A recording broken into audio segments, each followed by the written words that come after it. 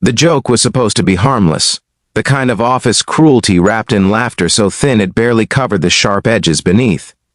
When he walked into the cafe that evening and saw her sitting alone by the window, hands folded tightly in her lap, eyes scanning the room with a quiet, guarded hope, something heavy settled in his chest before he even knew why.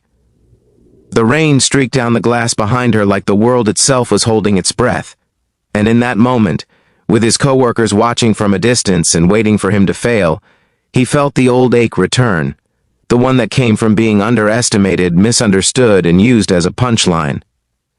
Before the story truly unfolds, take a moment to pause. If you believe in kindness, in second chances, and in the quiet power of empathy, please like this video, share it with someone who needs hope, comment your thoughts, and subscribe to the channel. Stories like this matter because people like this exist, even when the world pretends they don't. He had learned long ago how quickly people decided who he was. At work, he was the quiet guy in the corner, the one who stayed late and never joined the jokes. They thought his silence meant weakness, that his gentleness was an invitation to be used. When they discovered he knew sign language, overheard him once helping a deaf customer navigate a delivery issue, they didn't see it as a skill born of love or loss. They saw it as an opportunity. They whispered and laughed, cooked up a plan during lunch breaks, and decided it would be funny to set him up on a date with a deaf woman they found online, framing it as charity and comedy at the same time. They imagined awkward gestures, miscommunication, and his embarrassment. What they didn't imagine was the life he had lived to get there. Years earlier, his world had been louder and brighter, filled with the easy sounds of family dinners and late-night television murmuring in the background. Then his younger sister lost her hearing, after an illness that swept through their home like a storm.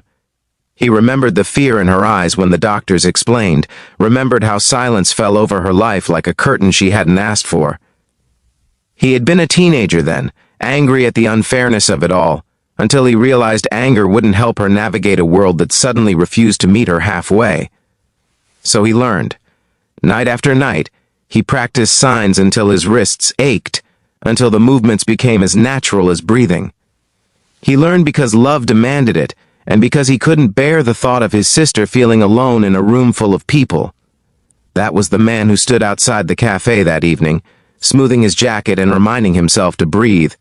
He knew why he was there. He had overheard enough snickering to understand this wasn't kindness from his coworkers, it was mockery disguised as concern.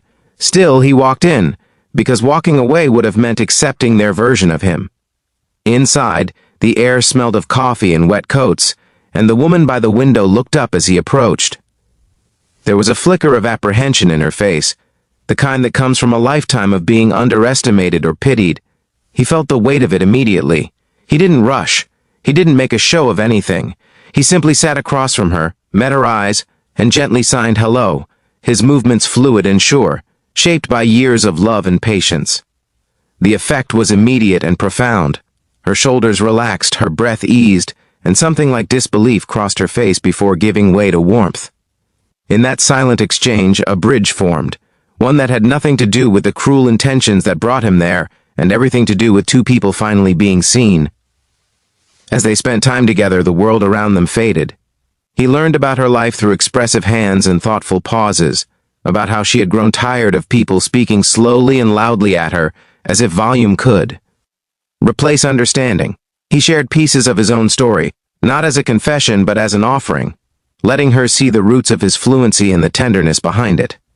Outside the cafe, his coworkers lingered, peering through the glass, waiting for discomfort, for awkwardness, for something to laugh about. What they saw instead was connection. They saw two people leaning in, smiling, communicating with an ease that mocked their assumptions. Time moved differently in that space. The rain stopped, the sky darkened, and the cafe lights glowed warmer. For the first time in a long while, he felt a sense of rightness he hadn't known he was missing. It wasn't romance in the dramatic sense, it was recognition. The quiet relief of not having to explain yourself. When the evening ended, there was no grand gesture, no cinematic farewell, just a shared understanding that something meaningful had begun, whether or not it fit into anyone else's idea of a joke. The next day at work, the atmosphere shifted. His coworkers expected a story they could laugh at, a retelling of embarrassment that would reaffirm their superiority. Instead, they were met with his calm presence and an unspoken boundary they couldn't cross.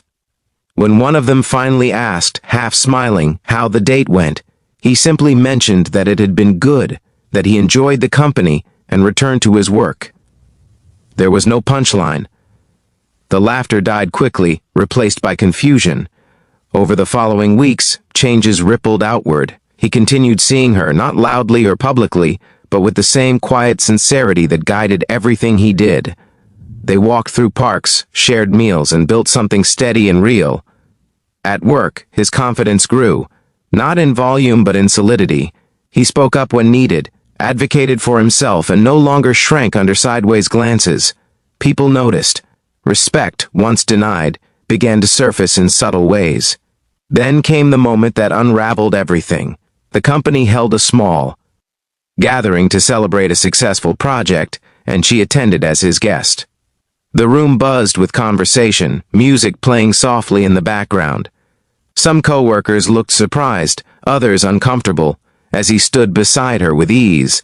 When someone made an offhand comment about how difficult it must be to communicate, he didn't bristle or retreat. He simply took her hands and signed, explaining the situation with gentle honesty. She smiled, then signed back, her expression calm and open. He turned to the room and, without raising his voice, translated her words, about patience, about dignity, about how often people underestimated her intelligence and depth. Silence fell, heavier than any music. Faces flushed, eyes dropped. In that moment, the joke collapsed under the weight of truth. They saw not a punchline, but their own cruelty reflected back at them. Some felt shame, others regret. A few wiped away tears they hadn't expected, confronted with the humanity they had tried so hard to ignore. The man they thought they knew stood taller than any of them, not because he sought revenge, but because he chose grace. Life didn't suddenly become perfect. Prejudices don't vanish overnight, and wounds don't heal without scars. But something fundamental shifted. He was no longer invisible, and she was no longer reduced to a label. Together, they carved out a space where kindness was the norm, not the exception. Their relationship deepened, rooted in mutual respect and a shared understanding of what it meant to navigate a world that often refused to listen. As time went on, others began to learn from them. Coworkers asked genuine questions, sought to understand, even started learning basic signs themselves. What began as a cruel setup transformed into an unexpected lesson in empathy, not because anyone was forced to change, but because witnessing real connection made it impossible to stay the same. If this story has been building something inside you, a warmth or an ache or a reminder of what truly matters, please take a moment now. Like this video, share it with someone who needs to believe in goodness, and subscribe if stories like this give you hope. Your engagement helps keep these moments alive and reaching hearts that need them. Just before this story ends, we have one special request. If this journey moved you even a little, comment the word "seen" below. Sometimes all any of us want is to be seen, and your comment is a small way to honor that truth. In the end, the joke was never funny, but what grew from it was profound. A man once underestimated found his voice in silence. A woman once reduced to a stereotype found partnership instead of pity. And a room full of people learned that kindness isn't loud or flashy. It's patient, it listens, and it shows up even when the world expects you not to. As the camera fades on this story, the rain has long since stopped, and the window that once framed loneliness now reflects two figures walking forward together, hands moving, hearts open, leaving behind a world that finally learned to listen.